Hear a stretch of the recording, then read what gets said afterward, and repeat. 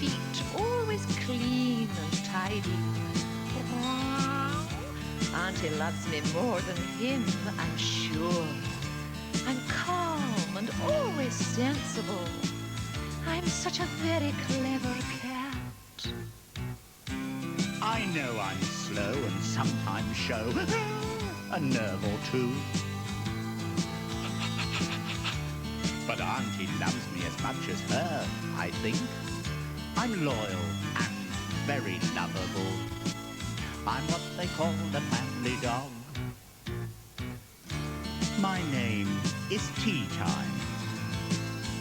My name is Claudia. We like each other. In our way.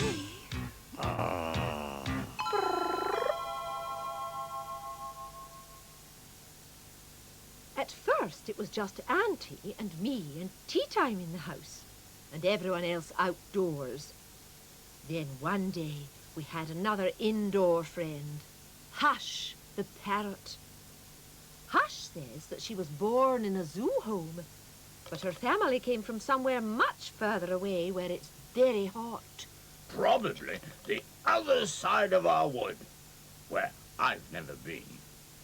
She's called an African grey parrot, so her family must have come from a place called African Grey. Anyway, she's joined our family now. Auntie spends a lot of time with her. After we've all had our early-in-the-day meal, she stands in front of Hush's cage and tells her a few words of Auntie talk. Yes, and Hush sends them back. Auntie says, "Good morning, Auntie," and Hush goes, "Good morning." Then Auntie says, "My name is Hush," and Hush goes, "Good morning, Auntie." Oh, I'm surprised they can remember who's who in the end. Sometimes Hush carries on talking after Auntie's finished, and Auntie has to shout, "Hush, hush." Auntie never tries to teach us her auntie talk. That's because our voices are different. I still wouldn't like to live in a cage. You do. The house is a sort of cage. Oh, yes, but I can come and go when the kitchen door's open. So can Hush, when her cage door is open. After the talking lesson, Auntie opens up and tries to get Hush to come out for a while. She usually stays where she is. I used to think it was because she was frightened of flying around all free. But we know better now, don't we? Why do you say we when really you mean me? I suppose you're going to tell that story. Makes me feel as silly as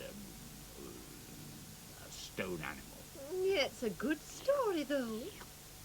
It happened the day after you first got into trouble for knocking over one of Auntie's plant pots. Which I didn't. You were out in the garden watching Auntie hang out her washing on the line. Oh, yes. Her skirts and trousers and towels and handkerchiefs. I know all those names because Auntie talks to herself as she goes along. It was a day full of wind. That's funny. It makes the washing up jump around on the line like lots of Auntie-type animals dancing. I was stretching at the open window of the sitting room, wondering whether to go out or in. Suddenly, there's a squawk and a flap flap, and Hush flies past me and out into the garden. It gives me such a surprise, I nearly fall off. But as I never fall off things, I pretend I'm jumping down anyhow. Hello, Hush. What are you doing here? Did Auntie leave your cage door open? Hush looks nervous. She lands on the rose tree and sniffs around. We must make her enjoy herself so she comes out more often. Come on, Hush. Let's have a game. I'll race you to the stone animals by the fence and back again. Hush is a bit rude. Not today, thank you, she snaps and starts singing. As I was going to Strawberry Fair, singing, singing, buttercups and daisies, in Auntie's voice. So I think Auntie's there. She's not. She's gone back into the kitchen. I can see that. And come on, Hush. I race to the stone animals and back again. Hush hasn't moved. Yes, I have, sighs Hush. You didn't see me. I was there and back in the air before you got halfway. Hush gives me a wink. I saw that. So I give her a wink. And that.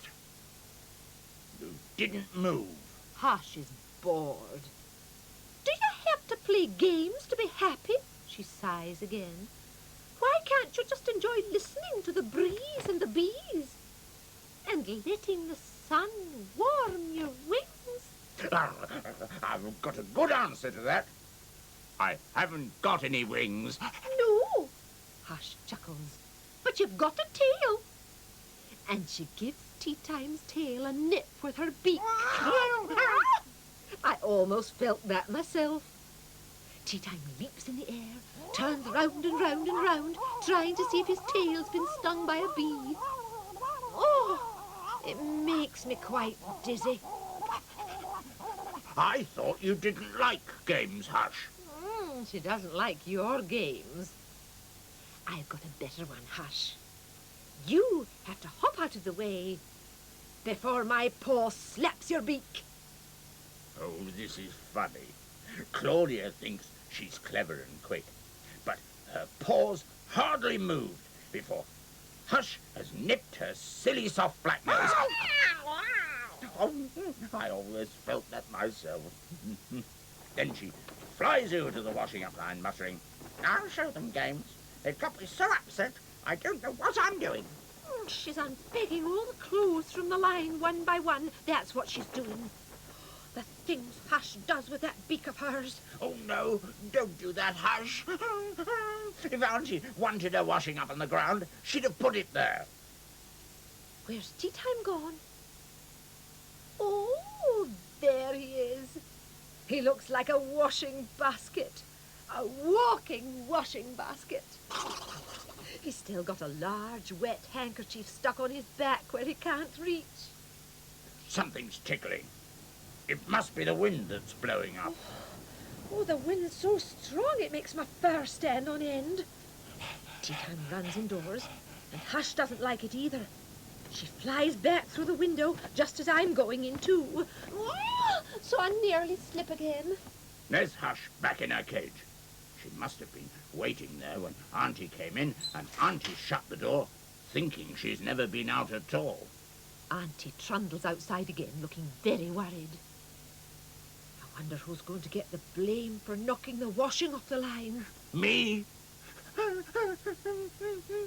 Oh, no, not me. When Auntie comes back under her pile of washing up, she doesn't say, "Naughty boy." She says, "Clever boy, for coming to warn me about the wind and take something off my back."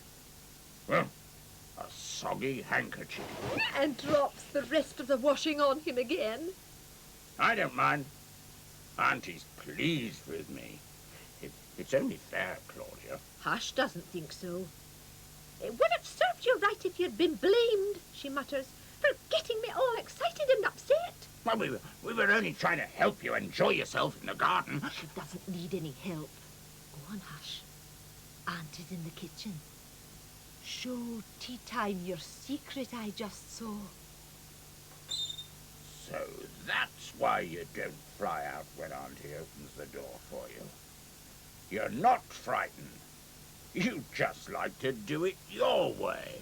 Not quite, replies Hush. I only come out when the sitting room window is open, and all of you are out of the way.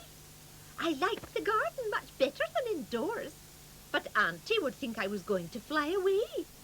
Me? Fly away? Where to? Oh, that reminds me of something. Do you ever knock plant pots over on your way out of the window?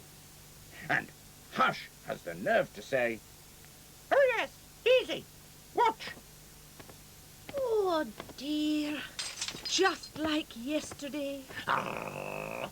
You think I'm stupid or something, Hush? I'm not having this again. Clever Teetime jumps on the table and noses the cage door shut with Hush the wrong side of it. for when Auntie comes in after hearing the noise of broken plant pot. Your secret's out, Hush, and you're out too. You're the one on the table, Tea Time, nearest the broken plant pot. Well, what's Auntie supposed to think? 2 times in 2 days? Oh, yes. I can understand why this story always makes 2-time tea time feel as silly as a stone animal.